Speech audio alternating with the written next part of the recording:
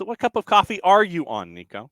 What's going on, John? This is my second cup. I'm running around, obviously trying to get to your show. I was like, man, I gotta be ready. I Uh-huh. got this SDH audience that's gonna be listening to the show. I gotta be on my best. So yeah, second cup of coffee, nice and dark. This one, it's like gasoline right now. Wow. I mean, but I will give you full credit. You are dripping in the silver and black Sonics logo. I mean, that's strong up top. I will give you that, sir. Oh, I appreciate that. Well, we got NBA season's coming up, and you got to rep the city. So we got it on just for SDH. Well, and I see now we got to get you Kraken gear. If you're going to support your local Sonics, you got to start repping the Kraken, man, because they're back at it too. I do. I got to get a little more into hockey, man. I got to tell you, I'm really trying, learning more about the game. Going to uh, Climate Pledge Arena. It's really cool watching a hockey game, but I got to learn the game, man, because it's cool. I can follow it, but I just got to learn a little more about the rules and things like that. All right, so where do you want to start? You want to start with the CONMEBOL activity, or do you want to work our way from Major League Soccer coming into the break week and then go into CONMEBOL tonight? We can talk about CONMEBOL if you want. Just before we start talking to some MLS chatter. Mm-hmm. So when you look at, and I don't think a lot of folks may necessarily understand just how crazy and cutthroat CONMEBOL is. I mean, every game means something, and everyone's in a pile, and you got to be on your best every single match. When someone is interested in looking at CONMEBOL qualifiers for the first time, World Cup qualifiers, and they're diving into the deep end of this pool, how would you break down what this World Cup qualifying cycle is traditionally for South American football? Well, that's a very good question, especially because traditionally and today kind of has changed because of the number of spots that are going to be given to the World Cup. I used to believe that it was the hardest qualifier in the planet, that has the toughest soccer, that has the biggest names in general senses. But because of the new format, I feel like it's lost a little bit of that difficulty to get to the World Cup. And, even when I watch Colombia these days, I'm like, wow, they're not playing great. But I'm like, well, considering that there is as many spots as there are now, they'll probably be okay. But what I would tell someone that maybe hasn't watched CONMEBOL in the past, I would say it's physical. It's all about home field advantage, no matter where you are. Bolivia has a chance to win any game because they take teams all the way to the top of the mountain, and you got to play in elevation, and you're going to be out of oxygen, and you got the crowd. Colombia's going to play you like they're going to play Uruguay today in Barranquilla in the oven, 3:30, with the sun beaming in your head, just trying to cook you alive. Argentina will take you down to a stadium where the crowd feels like they're in your face. So everyone has a little bit of an advantage, and you get to see some of the best prospects. You get to see some of the best players in the planet. That I have no doubt in my mind. Whenever you go back and think about World Cups all the way down to the 80s and the 70s, I mean, some of the talent that you've had in South America and CONMEBOL is some of the best. It's played at a different field. It's played at a different level. And in today's day and age, I feel like the gap has really shortened in between what I would call the second tier national teams and those third tier national teams. And I'm talking about Ecuador's getting so much better. Venezuela's closing in on the gap. Paraguay, we just got a new coach, and they're trying to figure things out. But I feel like because of that, the competition level has increased a whole lot. You look at the standings currently, no surprise after the first two match days. Brazil and Argentina up top. They both got 6 points. Colombia right now, winning a draw. They're at 4. And it was a goalless draw with Chile last month. Uruguay in their first two matches, 3 points, a win and a loss. Same for Venezuela. And Uruguay's ahead on goal difference. Paraguay, Peru, Chile, all at one point. Then, but like I said, this is way early. And then you look at Ecuador and Bolivia. Bolivia right now, after their first two matches, it has been blowout city, losing 5-1 to Brazil and 3-0 to Argentina. At least you got the two tough ones out of the way. And Ecuador, on a federation decision, had a 3-point deduction to start things out. So they're having to fight uphill even after a win in their last match against Uruguay. I mean, it could get this legitimately. It's fun for the neutral, but if you are hip deep in this, I mean, man, it is. You are biting your nails and you are screaming your head off the entire time. I mean, it's a fun one. It really is, man. And honestly, Uruguay is a must-watch these days with Bielsa ahead of that institution of that team. They're such a dynamic, intense team. They run for days, and that's why today's game against Colombia is going to be very interesting. We'll talk about that in a little bit. But yes, that last game against Ecuador, I feel like Uruguay should have probably tied that game. There were a couple of missed calls by the referee, but give credit to Ecuador, man. Ecuador, I don't want to call them a dark horse because I think that they've earned the title of being above that. They have so much young talent. They have almost a golden generation coming up here, with Caicedo and the way that some of their young center backs have been playing. I love Stupijan. He's a guy that just has gained and grown so much so quickly within the last 4 years. So I think that this Ecuador team could be problems for any team here in South America. But Uruguay, in their own way, man, they just seem to be a very fun team. They finally have that generational change that people have been waiting for, leading by a guy like Nunez that I love to watch him play. He just has to be more of a finisher. If Nunez can start to finish half of the chances that he creates, that's going to be a tough team to beat. No doubt about it. Jarrett Smith joining us for Thursdays with Niko. We were talking CONMEBOL. We're going to get into Major League Soccer and the international window. Jarrett, what is on your mind with Niko this morning as we kind of just go Thursday free-for-all? Yeah, honestly, I'm just enjoying the CONMEBOL discussion because it's one that we have a lot, even when Niko's not here, about. I long to make, Belgium play a game at La Paz. Or I long to make England go play a game in Chile. Mm-hmm. Yeah, I mean, in even the same sense of let's mix up Champions League. Well, let's mix up Champions Leagues one day because as much as teams in Western Europe complain about having to go to Eastern Europe for a Champions League match, I don't know, man. Let's send Borussia Dortmund to go play a game in I don't know, Motagua. Go make them play on basically that carpet from 1997. Oh, that would be just see what the hell happens. That'd be fantastic because, as we all know, La Paz is not sea level, and No, it's not. And that would be the fun part. I mean, that would be, Niko. I think that a lot of folks that are tied to European football may not necessarily quite understand that it's a different dog when you're talking CONMEBOL. So, I mean, it's a bit of a wake up call for these kinds of folks, I think. It is, and I've had discussions with some of the, I guess, purists of the European soccer, and they actually criticize the fact that a team needs to take a team and play them at altitude in order to beat them. And what I say is man, home field advantage is what it's about. I mean, you play I guess you could call it two-legged or whatever. You play away and you play at home, and you got to make it count, man. So I'm all for you using the elements, you using your habitat, your atmosphere, whatever it is that you want to take part and making it your fortress. And then it's up to the visiting team to figure out, hey, man, well, we're going to be playing today in Barranquilla with humidity and with the heat. So guess what? We're going to have to change our game.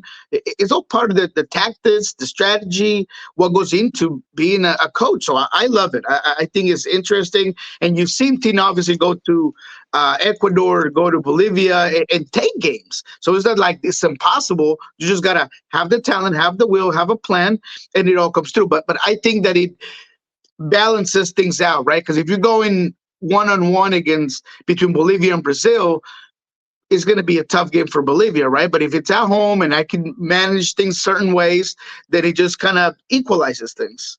Yep, we'll get into our Major League Soccer discussions. It is, for the most part, it is a week of off week in international play. But you got some folks that have some makeup matches, so we will play red light, yellow light, green light for the week that was, and kind of go into juice boxes a little bit for the weekend that will be. So, Jarrett, you are on notice that you've got to come up with your red light, yellow. I already have them. Okay. All right. So then, I live here. If Jarrett's already got his red, yellow, and greens, Niko, I will let you start. What direction do you want to go for red light, yellow light, green light in Major League Soccer? All right. Well, let's go. Let's go red light. Let's go red light because I got to talk about a team that we've talked about in the past that obviously is eliminated from MLS playoffs, but that has a rough road ahead, and that is the LA Galaxy. And the way I'm going to start this is by saying that the LA Galaxy is a historic club that has all these accolades that follow it, and they're in a really tough position. Your neighbor next door has turned you into the LA Clippers of the MLS. Wow. And they've stolen not just the success, but the lights of Hollywood. They've stolen the price of merchandise. You walk around LA and you see LAFC everything. People wearing LAFC gear. There's LAFC murals, and LA Galaxy have turned into the little stepbrother that just nobody wants to look at. And it's really being difficult for this team to not just win a game, but to have a little bit of a platform to show what they got, right? So this 5-2 game against Minnesota, where you allow Pookie to score a poker, wow, you look out of sorts. Yoshida's out of place. There is no balance in between your fullbacks. Reynoso was having all the time in the world to find spaces in between lines or behind the back line that just was a mess. So the LA Galaxy have had a swing and a miss on DPs for a very long time. Structurally, the issue has been the front office.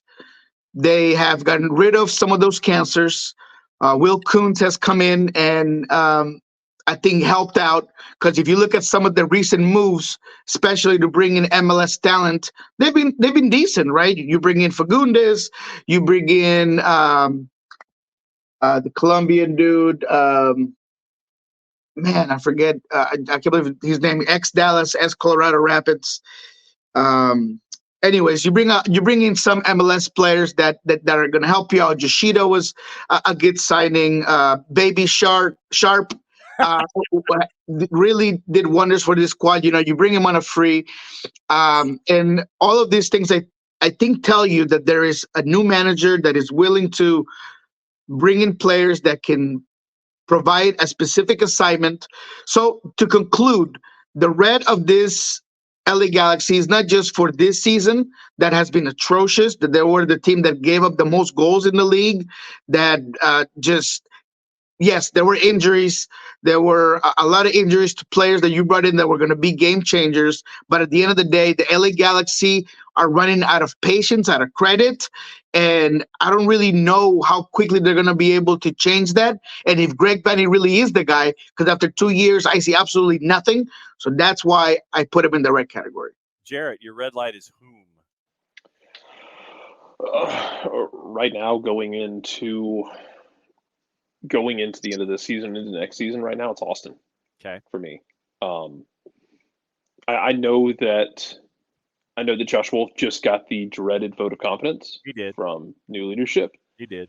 But man, like we talked about this the other day, Nico, that this is a team that they showed you a couple fun moments in their first year. Second year was insane. This year, not so much. Feels like year 4 is a which one are you kind of setup coming for him, and I feel like that leash might be really short, and they got a lot of questions to answer. I mean, yeah, like you got a guy who was in the MVP conversation last year. You've got some guys who are out of contract and a chance to kind of remake some of this, but with new leadership in town, I have no idea what this is going to look like for Austin. I just know that they floated around the yellow light all year long, and then just to crash at the end like they did, and just it started. It was a season long thing. You know, they go lose to Violet early in the season in international play, and just continuously step on every rake possible. I imagine the leash is going to be insanely short. If they had not given him the vote of confidence, Josh Wolf would have been my next one, probably on the list of managers who needed to be looking over their shoulder. No doubt. Yellow light, Nico. Whom? All right, I'm going to try to stay. I was going to talk Red Bulls, but because I get brought in to talk about the West, I'm going to talk about whoever you want, man. Oh, you can talk you go east.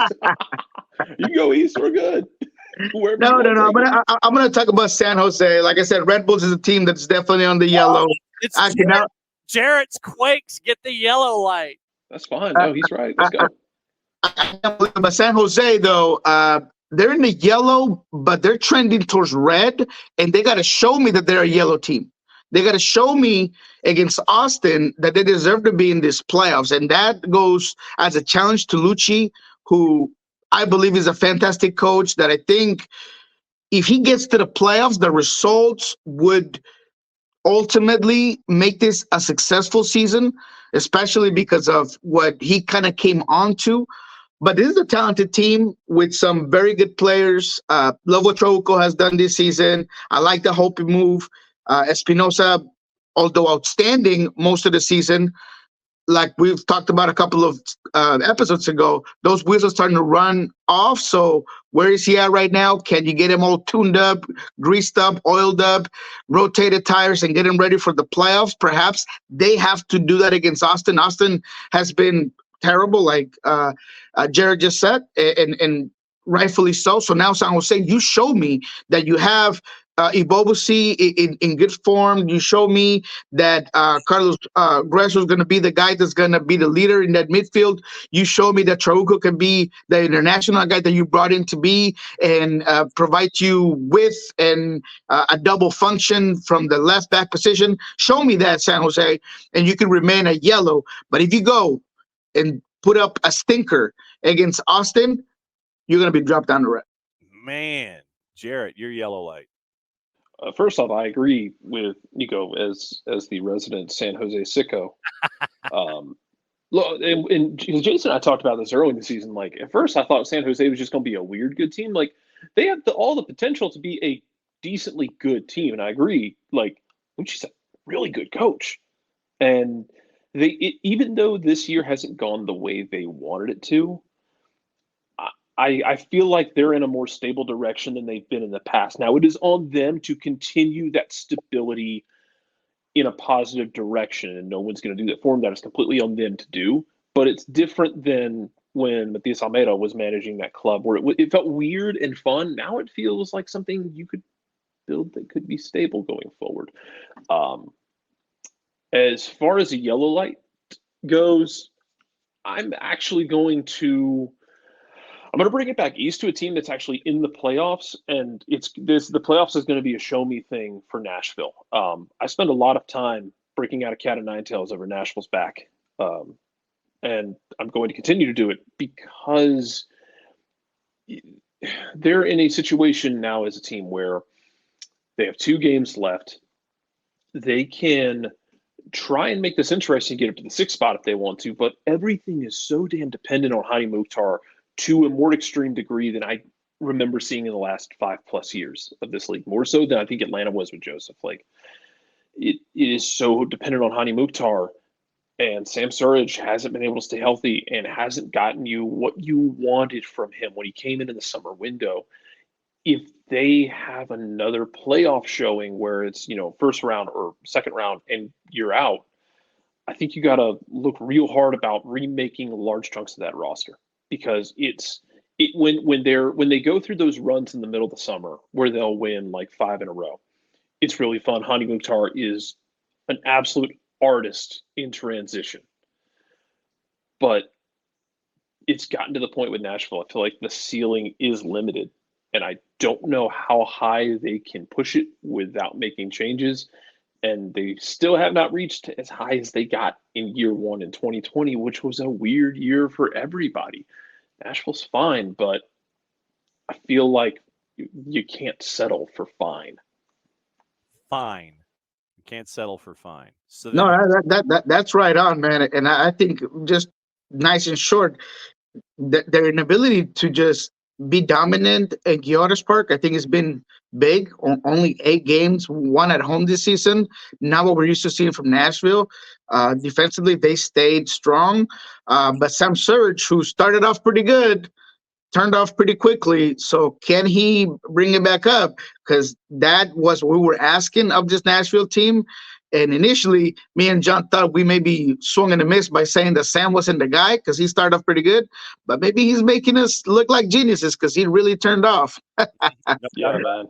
They poured all the damn chips into that cup run, and more power to them. They took Miami to the wire, but man, it hasn't been able to stay on the field, and the guys they've got that also play in that attack have not been the same kind of guys. So then green light, Niko, is whom? Man, green light, it's difficult because there's a lot of good teams on both ends of the conference, and I refuse to continue to go with the LAFC narrative, because I already gave them enough props for today.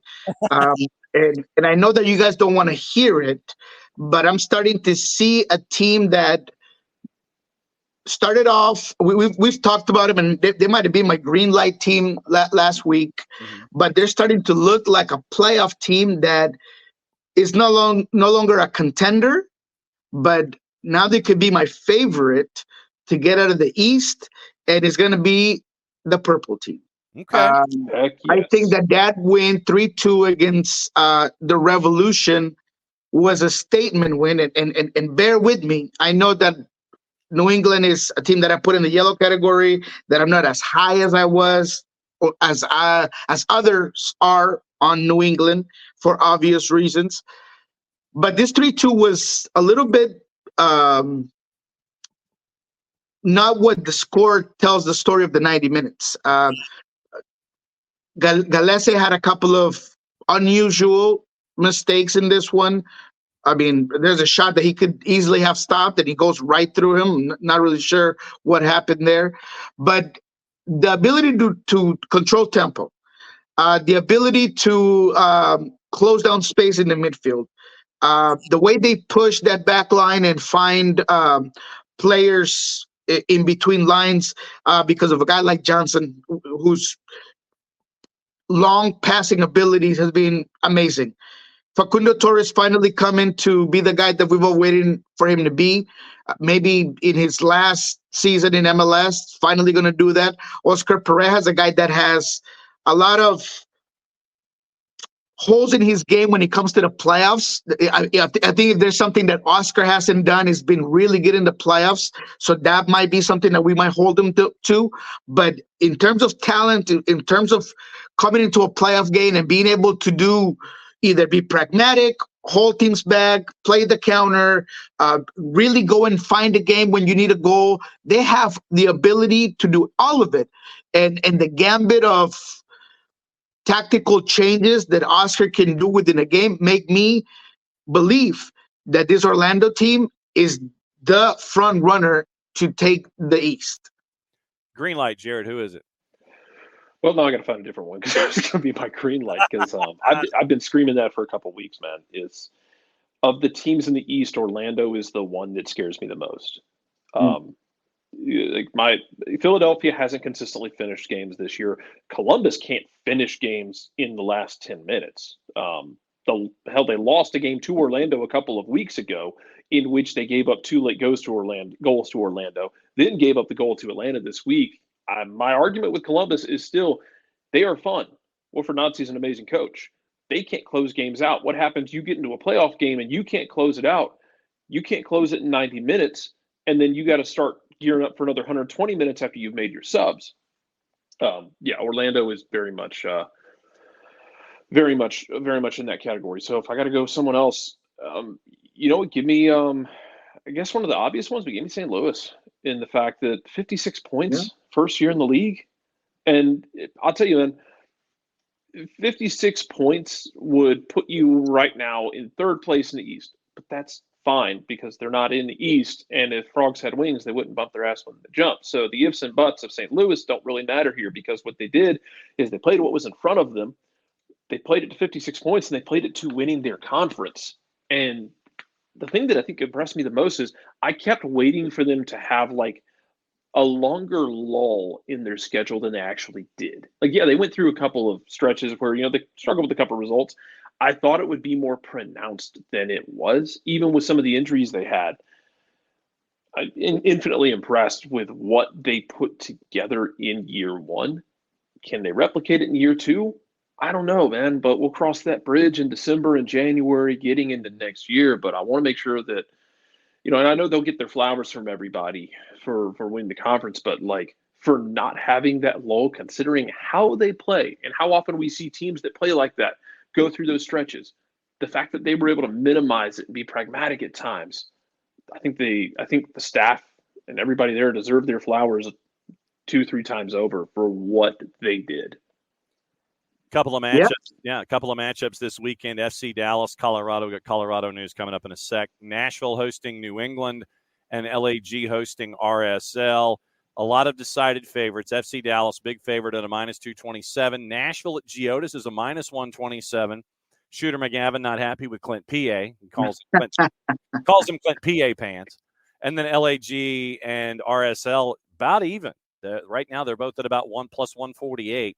Draws at a +300. Before you go, Niko, a lot of folks here on the show, whether it was one of us or Twitch Pitch, was wondering about how long it would take for Colorado to work the Kroenke line of franchises to bring in folks into the conversation. David Ornstein from The Athletic about 15 minutes ago. The Rapids are considering appointing Jack Wilshere as their new head coach. The 31-year-old has been coach of Arsenal's U18 team since July of 22 and has made a strong impression, leading them to the 22-23 FA Youth Cup final in his first season in charge. U.S. franchise made a formal approach to Arsenal. I don't know why you would make a formal approach to Arsenal to talk to somebody who's within your own family, but formal approach to Arsenal to speak with Wilshere, who has thought to have impressed in his interview. Wilshere is keen to move into senior management if and when the right opportunity arises. So David Ornstein is reporting that Jack Wilshere, Arsenal's U18 coach, is in consideration for the vacant or the soon-to-be vacant Colorado Rapids gig after the end of the season, and Chris Little and his interimness are sent on their way. I think that's a big move. I think that you have to make a decision, and I'm not gonna criticize that one. If you're hoping to change the dynamic and bring in a guy that maybe is gonna change the profile, change the style, change the scheme, change the tactics, maybe help out with that academy system, maybe help develop some players. And sure, I'm not gonna sit here and criticize them for going above what they have. Look, all respect to Chris Little, and I'm sure that he is a fine coach, and probably in a different situation, they might have allowed him to at least get some work done. But the desperation of Colorado is getting away from being the worst team in MLS, and not just a bad team in terms of losing games, but just unwatchable. It's almost unwatchable, and it's been a long time. Even with Frazier, we used to say, well, it's well structured, the discipline, but it's still been boring. And he was a good coach. MLS is changing, and you got to evolve with MLS. And because of that, I think it's the right move. However, he's got to come in with hopefully the idea of saying, hey, get me a GM that's going to allow me to do X, Y, and Z. I got to bring a certain amount of guys because this roster ain't going to cut it. This roster for Colorado is not going to cut it, and that's where you have to start. So I'm guessing a guy that has that Arsenal mentality that maybe is going to come in with a different type of thought process can provide that for Colorado, and that's going to be helpful. All right, Jarrett, we have held up the fourth has held up the light board. We've added minutes here. It's about damn time that Colorado went sideways and was looking at Kroenke Sports and Entertainment and other places. Jack Wilshere, this is interesting. It is. It's also the fact that, to Niko's point, like Colorado's just been bad and boring. Yes, they have. And just like rudderless, man. They're just kind of sitting out in a lake, and they don't have an oar. They're just kind of floating around, and there's no tide to take them anywhere. Jason's going to come out of the water and reach into the boat and grab the camp counselor. That's where we are. I mean, that feels like a blessing right now. Like, feels like the sweet release of death would be a blessing for them. But it's the thing of, if you can bring in somebody in to do this, cool. It's like we talked about for a while. It's like I said, I brought up Jesse Marsh's name for a job like this. Somebody who could come in, work within a budget, who has a system that you could work from the academy level on up. Because, man, this isn't like a flipping a house, man. This is like you need to take Colorado down to the studs and rebuild it, and you need to take time to do it. And there's like, it feels like, we have like the idea of proof of concept in year zero. Dude, we might be in like year -2 with this team because it's just so damn tragic. Yeah, it is. Niko, it is. Yeah. But I think that if St. Louis taught us anything, is that even if you have a limited budget and you bring in a guy, right, that you can follow behind, and you bring him the tools that he needs to create a specific system to win games, then you can be successful, right? So maybe that's the way or the route they're trying to go. And you keep certain guys, right? Cole Bassett and maybe Navarro, maybe Rubio, you keep whatever it is that he decides to do, or you just rip it all out, like Jarrett just mentioned. Just blow it up, figure it out. You're not losing anything. You're not going to get any worse. Best thing about being at the bottom of the river is that you can only come up. So there you go. Rich Ransom, the favorite line in the story from the Athletic. Rapids 96 approached Arsenal, and permission was granted to talk. Shows the hierarchy of the whole thing. Niko, what's going on with Pulso Sports and with the Soccer Bar? Soccer Bar will be interesting. We will be starting here in about 40 minutes. We're going to talk, obviously, MLS players playing CONMEBOL, MLS players playing within the U.S. men's national team, and Mexico, and everything international that are coming up. We're going to talk about the Mount Rushmore of MLS as we approach, I believe, the birthday or anniversary of Mount Rushmore. I got that email from production last night, and I was trying to figure it out. So that's going to be interesting. And in Pulso Sports, we're going to go down to Starfire today, talk to some of the players. I have something in the works that is going to be out on Monday, but it's going to be an excellent one-on-one that might turn some heads. So stay tuned for that. Maybe we'll talk about it next Thursday. And that's about it.